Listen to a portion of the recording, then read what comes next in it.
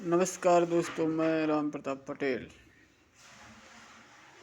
मैं आपको फिटर के फोर्जिंग पार्ट से कुछ वस्तुनिष्ठ प्रश्न को सॉल्व करने की कोशिश करता हूँ। भट्ठी में कंपोनेंट को गर्म करने में सबसे उचित स्थान होगा।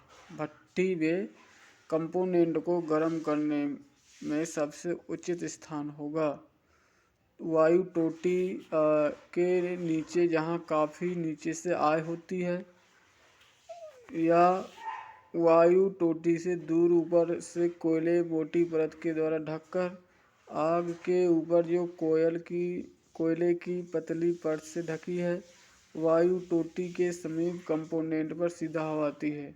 तो इसके संबंध वायु टोटी के दूर तथा ऊपर से कोयले की मोटी परत के द्वारा ढककर, इसका बी नंबर का सही आंसर होगा।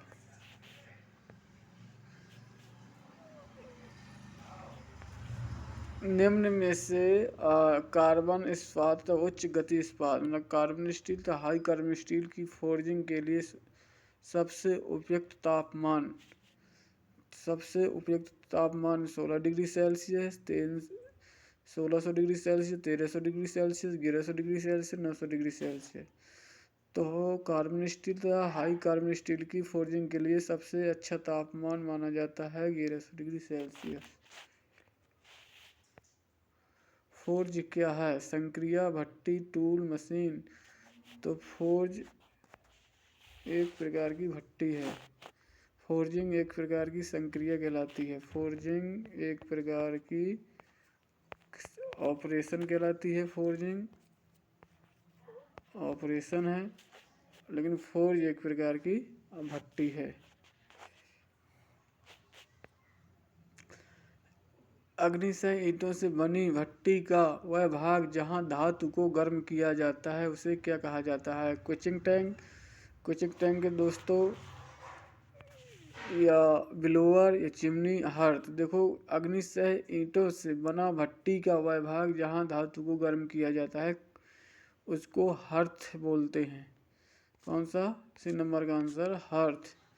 क्विचिंग टैंक पानी में भट्टी में गर्म को टेम्पर करने के लिए रखा जाता है। ब्लोअर जो होता है हवा देने के लिए होता है, और चिमनी से स्मोक जो धुआं है वो बाहर निकालने के लिए किया जाता है। तो इसका सही आंसर सी नंबर का होगा।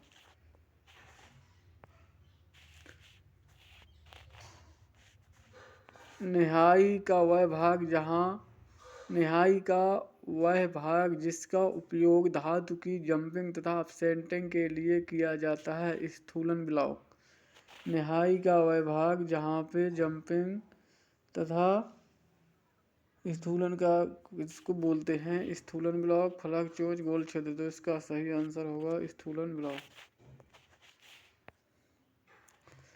स्वेज ब्लॉक की धातु होती है। स्वेज ब्लॉक की धातु किस धातु से बनी होती है? स्वेज ब्लॉक किस धातु से बनी होती है? Mild steel, malleable cast iron, tool steel, या हाई कार्बन स्टील। तो इसका सही होगा हाई कार्बन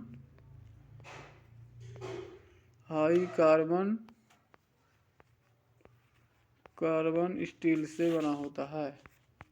किससे दोस्तों बना होता है? हाई कार्बन स्टील से बना होता है।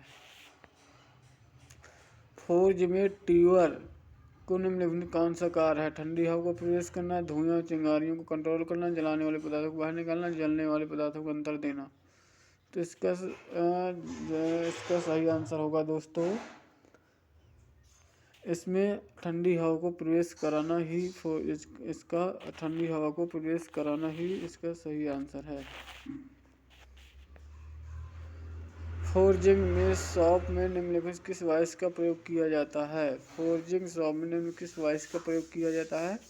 हैंड वाइस, पेच vice, pin vice, leg vice. तो इसमें किस का प्रयोग किया जाता है? Leg vice. इसका सी नंबर का करेक्ट। किसका? लेग वाइस का प्रयोग किया जाता है। निम्नलिखित में से होलोटॉन्ग को पहचानिए। होलोटॉन्ग डी नंबर का सही आंसर होगा। होलो टोंग डी नंबर का सही आंसर होगा। ए फ्लैट चौक है, ए ओपन क्लोज्ड है, ए आपका होलो है, जो गोल वस्तु को पकड़ने के लिए प्रयोग किया जाता है। निम्नलिखित में से इस उपकरण को पहचानिए। इसके इस लीवर को लिए मुक्त की जाने वाली रेक है, कोयले को उत्पन्न में प्रयोग होने वाला शावल है, या सिंक में क्लीनर का प्रयोग किया जाने वाला है, या आपका समतल काटने वाला फ्लैटर है। तो इसमें आपका एक कोयले को उत्पन्न में प्रयोग होने वाला, कोयले को उठाने में प्रयोग होने वाला, एक कोयले को उठाने में प्रयोग होने वाला शावल है। इसका सही आंसर होगा बी नंबर का। कोयले को उठाने के लिए प्रयोग होने वाला औजार है। निम्नलिखित में से दिए गए चित्र में कौन सा भाग जहाँ से प्रेशर झोंकी जाती है? ए भाग, सी भाग, डी भाग, बी भाग। तो इसका सी भाग, यहाँ से प्रेशर दी जाती है। इसका सही आंसर होगा सी भाग। यदि फोर्जिंग में तापक्रम बहुत कम हो तो तैयार कंपोनेंट क्या दोष आएगा? यदि फोर्जिंग में ताप बहुत कम हो तो तैयार कंपोनेंट में क्या दोष आएगा? ऑक्सीजन अधिक होगा, प्रतिबल उत्पन्न होंगे, दरारें उत्पन्न होंगी, यह सतह समतल प्राप्त नहीं होगी। यदि फोर्जिंग में तापक्रम बहुत कम हो तो तैयार कंपोनेंट में दरारें उत्पन्न होंगी। क्या होगा?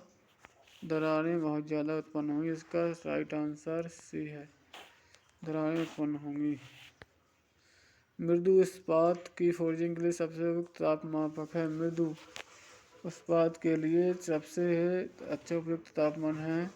मृदु इस्पात के लिए सबसे अच्छा उत्पन्न तापमान है 1300 डिग्री सेल्सियस।